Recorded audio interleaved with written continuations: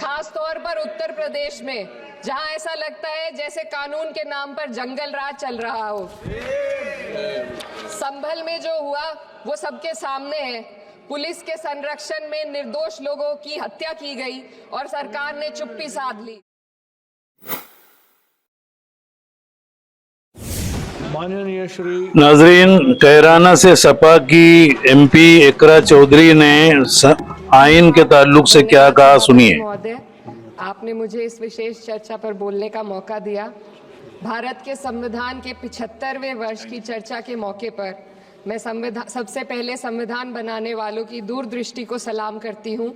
एक युवा सांसद के तौर पर मैं अपनी उम्मीदों को संविधान के साथ जोड़कर खास तौर पर ये बताना चाहती हूँ कि आज हमारे देश में पिछड़े, दलित, अल्पसंख्यक समुदाय को किस तरह अपने संवैधानिक अधिकारों और आज़ादियों की हिफाजत के लिए हर रोज़ मुश्किलों का सामना करना पड़ रहा है।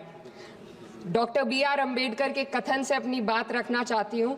उन्होंने कहा था, मुझे अपने भारतवर्ष पर फक्र है कि जिसके पास ऐसा संविधान है जो लोकतंत्र, समाजवाद और सेक्युलरिज्म को संजोता है। लेकिन आज ऐसा लगता है जैसे संविधान की किताब तो है, पर इसे चलाने वालों का ईमान गुम हो गया है।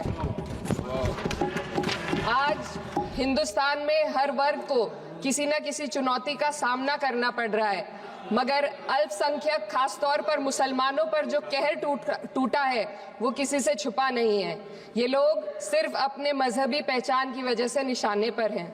संविधान का अनुच्छेद 15 कहता है कि किसी भी नागरिक के साथ धर्म, जाति या किसी और वजह से भेदभाव नहीं होना चाहिए, लेकिन हकीकत इसके उलट है। हालात इस कदर बिगड़ चुके हैं कि hate speech, mob lynching, bulldozer द्वारा घरों को गिराने की घटनाएं आम हो गई हैं। खास तौर पर उत्तर प्रदेश में, जहां ऐसा लगता है जैसे कानून के नाम पर जंगल राज चल रहा हो। संभल में जो हुआ वो सबके सामने है। पुलिस के संरक्षण में निर्दोष लोगों की हत्या की गई और सरकार ने चुप्पी साध ली। अल्पसंख्यकों पर हिंसा बढ़ती जा रही है, मगर सत्ता में बैठे लोग या तो आंखें मूंदे हुए हैं या फिर इन घटनाओं को बढ़ावा दे रहे हैं। हद तो तब हो जाती है जब न्यायपालिका की बात भी अनसुनी कर दी जाती है। सुप्रीम कोर्ट ने मॉब लिंचिंग पर 11 सूत्रीय निर्देश जारी किए थे। इसमें साफ कहा गया था कि राज्य सरकारें और पुलिस इस तरह की घटनाओं को रोकने और दोषियों पर सख्त कार्रवाई करने के लिए जिम्मेदार है, लेकिन आज भी इन निर्देशों पर अमल नहीं हो रहा है। हाल ये है कि मॉब लिंचिंग को रोकने की बजाय सत्ता में बैठे लोग आग में घी डालने का काम कर रहे हैं। उनकी जुबान से ऐसी बातें निकलती हैं जो नफरत को और बढ़ावा देती है। ये अशांति अब इतनी गहराई तक फैल चुकी है कि हमारे समाज के धर्मनिरपेक्ष चरित्र पर गंभीर सवाल उठ रहे हैं। साल की शुरुआत में ही कई राज्यों में दुकानदारों को अपने नाम बोर्ड पर लगाने के लिए मजबूर किया गया। इसे सेहत और सुरक्षा के कानूनों का हिस्सा बताया गया, मगर असल मंशा कुछ और थी। ये कदम खास तौर पर मुसलमान दुकानदारों को निशाना बनाकर उठाया गया ताकि उनकी रोजी रोटी पर चोट की जाए। पिछले हफ्ते मुरादाबाद में एक मुस्लिम डॉक्टर को हिंदू बहुल्य मोहल्ले में घर खरीदने पर विरोध झेलना पड़ा। वजह बताई गई कि इससे मोहल्ले की सामाजिक शांति बिगड़ जाएगी।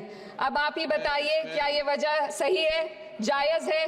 असल में ये छोटी बड़ी घटनाएं इस बात का सबूत है कि सांप्रदायिकता को बढ़ावा देने वाले बयान और नीतियां हमारे समाज को अंदर से खोखला कर रही है। उत्तर प्रदेश में यति नरसिंहन ने बेहद घटिया बयान दिया, लेकिन सरकार इन बयानों पर कोई कार्रवाई नहीं कर रही। हेट स्पीच न केवल जनमानस के विचारों को प्रदूषित करती है, बल्कि इससे अब संवैधानिक पदों पर बैठे लोगों को भी प्रभावित कर दिया है। अभी हाल ही में माननीय उच्च न्यायालय इलाहाबाद के माननीय न्यायाधीश ने ऐसे बयान दिए जिसका संज्ञान खुद सुप्रीम कोर्ट को लेना पड़ा। संविधान के अनुच्छेद 29 और 30 ने अल्पसंख्यकों को उनके मजहबी और सांस्कृतिक हक दिए हैं ताकि वो अपनी पहचान को बचा सके और अपने संस्थान चला सके, लेकिन आज उन्हीं हकों पर हर तरफ से चोट की जा रही है। वक्फ जैसे बिल लाकर उनके धार्मिक अधिकारों को छीनने की कोशिश की जा रही है। आज अल्पसंख्यक समुदाय को संविधान द्वारा दिए गए अपने बुनियादी अधिकार पाने के लिए लंबी लड़ाई लड़नी पड़ रही है। ऐसे कई मामले अदालत ने न्याय देकर संविधान की रक्षा की है, लेकिन अदालती प्रक्रिया में जो समय लगता है उसकी वजह से देश के सामाजिक ताने बाने को भारी नुकसान उठाना पड़ता है। मिसाल के तौर पर इलाहाबाद हाई कोर्ट ने 2004 के मदरसा एक्ट को रद्द कर दिया था, जिससे मदरसों के संचालन पर सवाल उठे।